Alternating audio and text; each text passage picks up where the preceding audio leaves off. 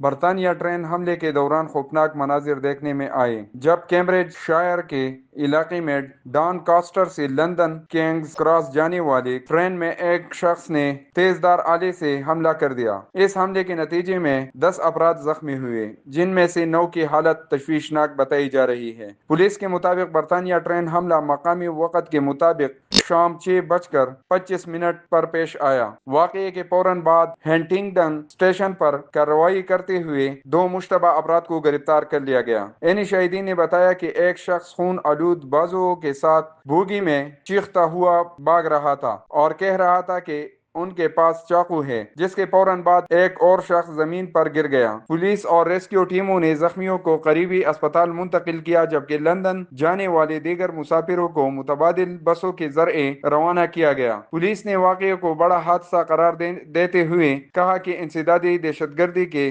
ماہرین افسران تحقیقات میں معاونت کر رہے ہیں۔